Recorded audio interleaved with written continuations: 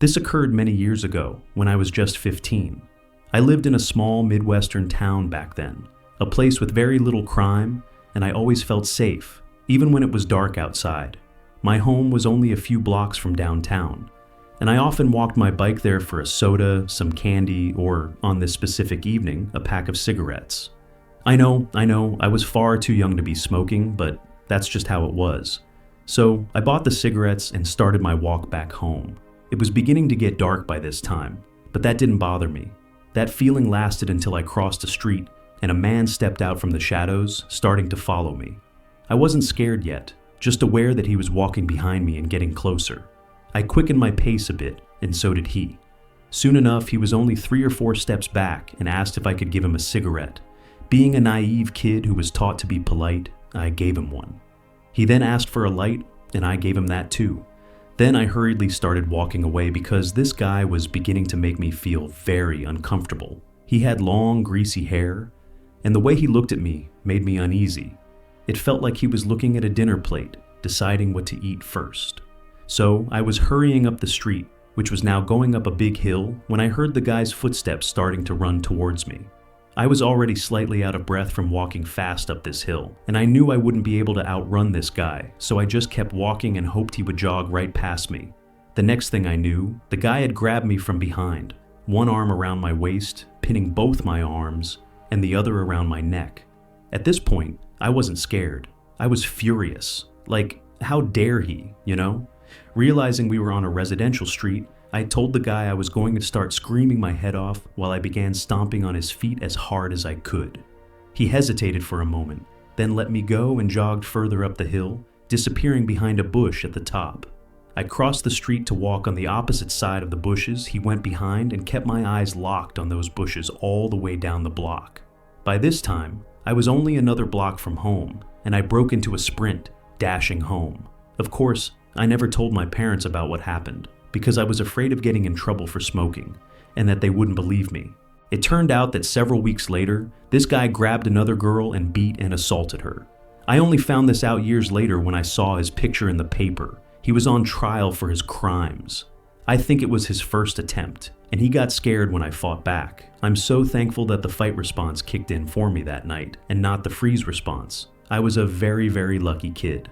Story 2. I didn't realize how strange this encounter was at the time, but looking back, I feel quite lucky. I haven't really had many experiences like this in my life. Being a chubby guy, creeps tend to leave me alone. When I was 19, I lived in Kentucky, quite far from my northern Michigan hometown. It was a small town named Pikeville, where there was very little crime. I actually kinda miss it and wish I could go back, but I digress. My family came down to visit me for my birthday that year, and we arranged to meet up at the Hardys in town the morning after they arrived. I got there much earlier than they did. I'm the type who arrives 15 minutes early, while they are the types who show up way late. As I was standing outside waiting, a man walked up to me. If you've ever lived in a place like this, you know everyone is extremely friendly, so it didn't seem odd when he started talking to me. During our conversation, all sorts of alarm bells should have gone off. Like when he found out I went to college, he claimed he saw me at a party. This was impossible since I never once went to a party. When he discovered I'm a gamer nerd, he began talking about playing D&D all the time. He kept taking sips from some sort of alcohol bottle. It was around 10 a.m. by this point, and offered me some. There were a few other things like this too. He started talking about how he lost all his friends because he got into drugs, and I felt a little bit sorry for him. He asked if I wanted to walk around for a bit, and since I knew my family wouldn't be there for a while, I agreed. He had been talking about losing friends due to drugs, and I felt bad for him. That, combined with the fact that I hadn't had any encounters like this before, and the low crime rate, seemed to disable the warning part of my brain. We talked for a little while, maybe 10 minutes, before I realized we were in a part of town that looked questionable. I hadn't even realized there were bad parts to this small town, but here we were. We stopped in front of a house that looked long abandoned, with a dark, narrow, suspicious alley next to it. He started talking about how he knew 2 girls who lived there and were down for anything, and asked if I wanted to meet them. It was at this point that my common sense finally kicked in. I was in a bad part of town, with a shady guy I didn't know, who had just been talking about hard drugs, and no one knew where I was. He wanted me to go into an obviously abandoned house, supposedly to meet some girls. I obviously declined his offer and immediately said I needed to get back because my family was probably waiting. He seemed a little put out by this and then asked if I could help him move a pool table into his van, which was conveniently parked down the alley. I refused this as well. It was then that he began reaching into his jacket pocket. The alarm bells started ringing again, and I realized just how much this guy looked like he might stab me, and this terrified me. At that moment, my stepmom did the only kind thing she ever did for me. She called to see where I was. I took this as my chance to quickly leave. The creepy guy followed me for 3 blocks. I don't know exactly what this guy wanted, but it was probably just to rob me. Still, that area has a significant number of disappearances, and is one of the worst places in the country for human trafficking. I don't know what would have happened if I had agreed to help, but I can't help but think of that scene from Silence of the Lambs where Buffalo Bill lures a victim into his van. I hope he got the help he needed and is doing better, but I also hope just as strongly that I never have the bad luck to run into him again. Story 3. I grew up in a small town where you wouldn't necessarily know everybody, but you were familiar with the people there. This story happened when I was perhaps 15 to 16 years old, so about 15 years ago.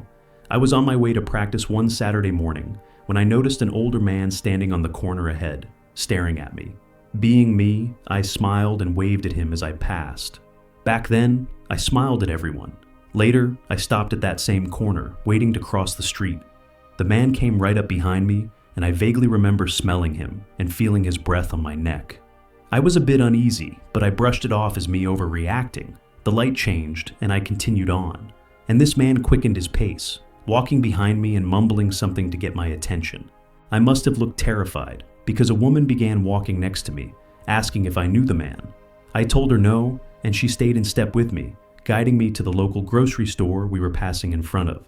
We reached the store, and the woman immediately grabbed an employee at the register for help. By this point, I was shaking with fear, trying to hide behind people, standing near the register. They were discussing something. I'm not sure what, because the man who had been following me was staring at me through the window, making a throat-slitting motion, and I was just frozen. The people in the store gathered around me to make me feel safe. I'm pretty sure I broke down in tears. Soon after that, the police arrived, and I watched them arrest the man. I don't remember much after that, besides my parents picking me up from the store and going to the police station. My dad actually worked as a dispatcher in town at the time, and he told me a few days later that the man was off his meds and had been taken to a local psych hospital for treatment. I never saw that man or the woman who saved me after that. Story 4. This story happened in 1999 when I was an idiotic 18-year-old kid with nothing better to do than cruise around at night. At that time, I lived in a very small town in Southern California, and the only places open after dark were the pharmacy, some fast food joints, and a really gross bar. So, like all teenagers, I made my own entertainment. I spent a lot of time driving around with friends, listening to the radio, and talking. It was better than sitting around our parents' houses, I suppose.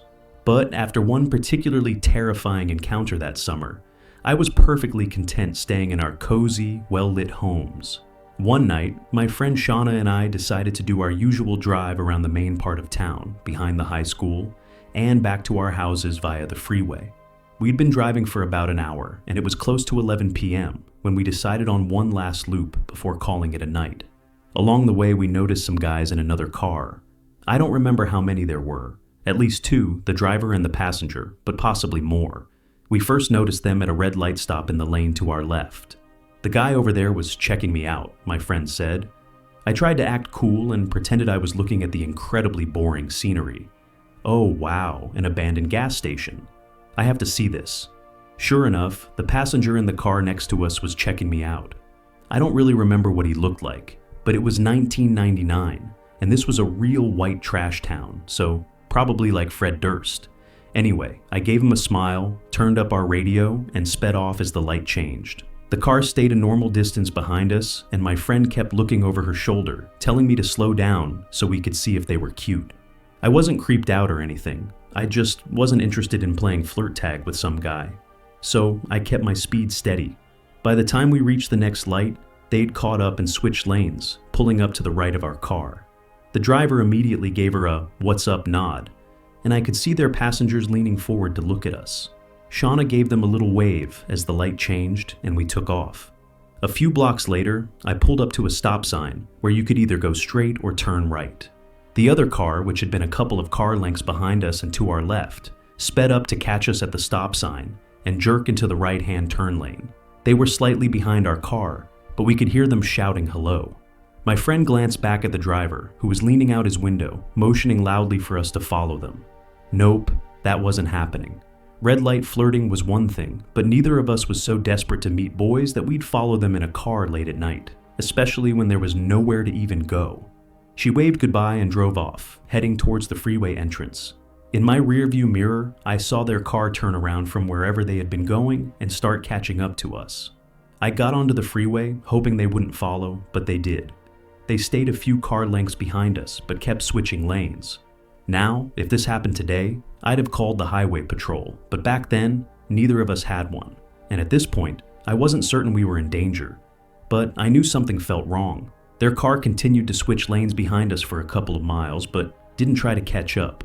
Finally, I hit a part of the freeway that was a bit more populated, and I started to calm down. They're probably heading downtown, we said, or maybe to the beach. Bet they just wanted to try and talk to us. We cranked up the radio, decided to drive a little further, and thought we'd lost the car. But we were wrong, because about 15 minutes later, we exited the freeway and turned around to head home. I'd been driving for a couple of minutes when I saw a car pull off the shoulder of the road and start following us. At first I thought it was a speed trap, but almost instantly I saw it was the same car from earlier. They'd been waiting for us on the side of the road. They caught up to my car on the passenger side, and in my peripheral vision I could see the driver gesturing angrily at us. Neither of us could tell what he was saying, but Shauna started shouting, I don't know, in response and doing an I'm sorry gesture with her hands. I tried to keep my eyes on the road, but I was also glancing over, thinking, what's going on? Then it happened. The driver pulled a gun out from his lap and tapped it against the inside of his car window at us. Shauna immediately threw her seat back, like, yeah, save yourself, but thanks for giving them a clear shot at me. I looked over and saw the driver's face, which was absolutely fiercely contorted with rage. He was shouting so hard.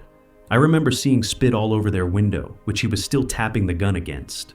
I don't know what kind of gun it was, just black and dangerous looking. That's all I know. I began mentally mapping the area, trying to figure out the easiest way to get to a police station. We were about 6 exits from where we started, and I knew there was a fire station pretty close to there, so I decided to floor it and try to lose them. I quickly gained distance and pulled into the fast lane, which was closest to the exits. They were driving some kind of Toyota sedan, and I was in a Honda with good acceleration. So I managed to get away pretty fast, but they caught up. They pulled into the lane to my right, and I could see the driver waving his arm outside the window. The passenger was flipping us off out his window, and then pulled out what looked like a crowbar, waving it out the window like a war boy looking for victory on Fury Road. I'm getting off at the next exit and heading to the fire station, I told Shauna. They're basically like cops, right? Or they can call cops and we'll be okay, I said, reaching over to grab her hand. She was still terrified, but she was crying and shaking.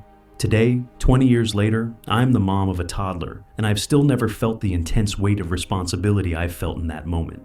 I had to keep us calm and safe and get us away from these guys. The next exit was approaching, and they hadn't quite caught up or moved into our lane. I quickly exited the freeway, heard them pass, and immediately gunned our car in the direction of the fire station, hoping all the firemen were having a midnight party with armed police. I hadn't gone very far when I saw the car tearing ass to catch up with us.